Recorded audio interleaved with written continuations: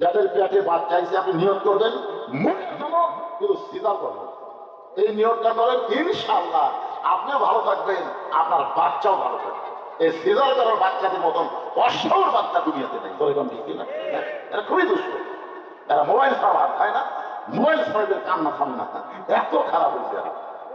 দেখেন খেয়াল করে, কারণ এ তো জন্মের সময় কোনো ধাক্কা পায়নি, ধাক্কা বাসায়। কারণ 2 দিন পরে নর্মালে বাচ্চা হওয়ার টাইমে টেনে বের করা লাগতো।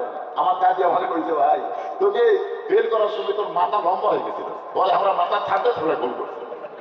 চিন্তা করে দেখেন, একটা অ্যানালগ একটা নর্মালি বাচ্চা হলে তার কত কষ্ট।